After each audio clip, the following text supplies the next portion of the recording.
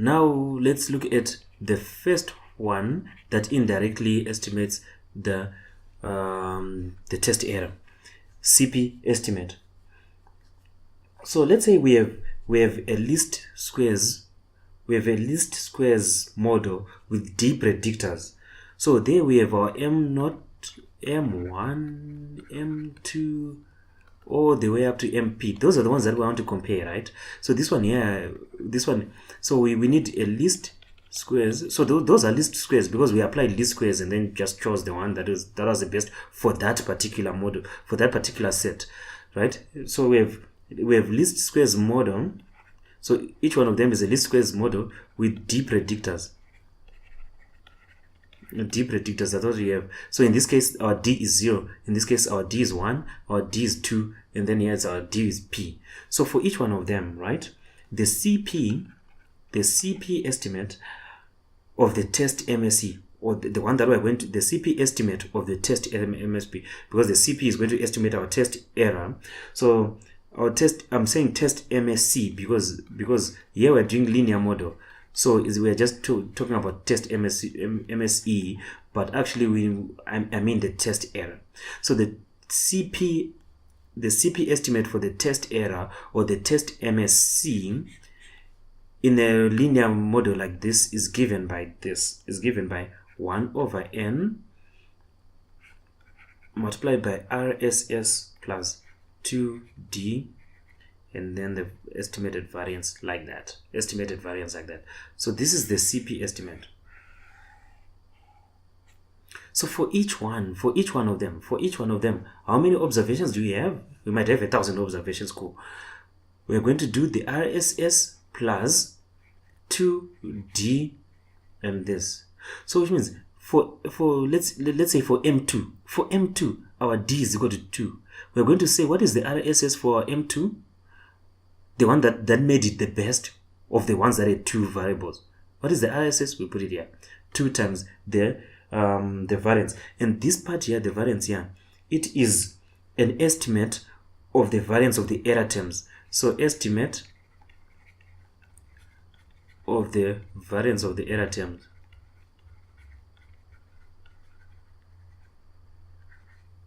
So associated with each measurement, because we have this, if you remember well, we have this one here.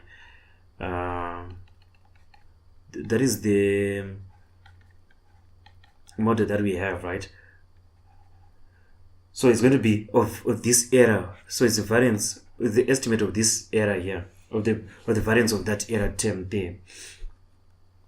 So we're going to see what it means in just now.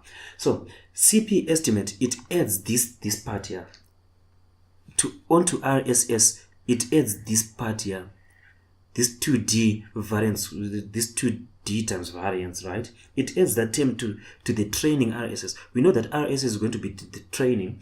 So this is the training. This is the training error. So on top of the training error, we are going to add a term on top of the training error. You remember, CP is part of the ones that adjust the training error. This is the adjustment that CP does. Right?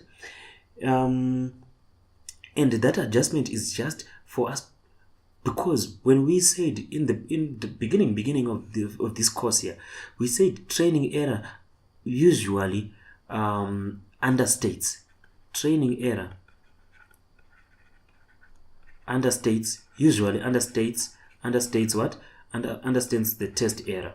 Usually test error is higher than the training error. So we add to come up with an estimate for the test error, because our training error, this part, is actually understating the true test error. So we add, and we add an adjustment, and the adjustment that we add is this 2D delta squared, right? The penalty, as you can see, the penalty is got, this term is called the penalty. It's called the adjustment or the penalty. And you can see that the penalty, it increases as the number of predictors in the models increase. As D increases, the penalty increases. This has to do with this part here. You know that your RSS or your training error, it decreases as your number of variables decrease, right? As your number of variables in your model decreases, let me say that again. As your number of variables, or as your D increases, the number of predictors increase in your model, your RSS will go down. The model that has all predictors, it will have the lowest RSS. RSS monotonically decreases with increasing predictors. We know that for a fact. So that is why this penalty, it has to increase as the predictors are increasing to make up for that decrease in RSS, because RSS is going to decrease. We're going to say, nah, dude, if your predictors are decreasing the training error, so which means the adjustment has to increase to make up for that decrease in RSS. I think that part makes sense, right? And it can be shown that this estimate for the variance is an unbiased estimator. It's going to be an unbiased estimator. Unbiased estimator for the real one, for the squared like this. It can be shown that if this is an unbiased estimator for the real one, then our CP, our estimate, is an unbiased estimator for our test error.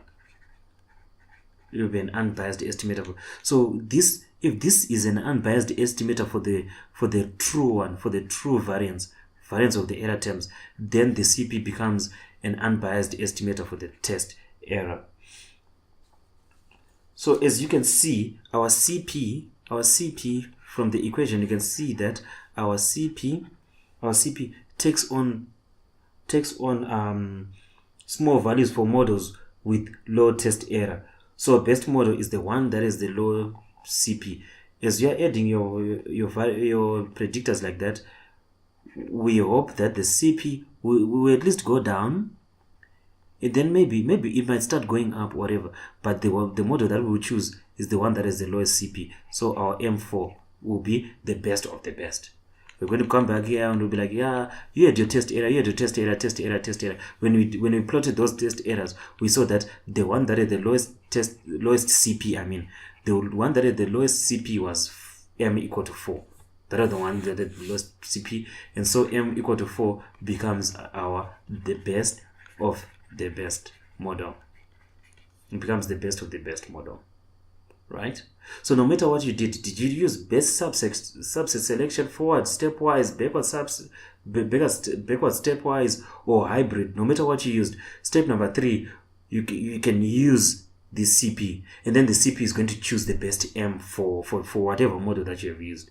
So it might say, yeah, the best M is M equal to 4, using this part here, this calculation here. This calculation here, simple calculation here, right? So that is the CP. That is the CP estimate. In the next video, we are going to do the AIC. We're going to do the AIC.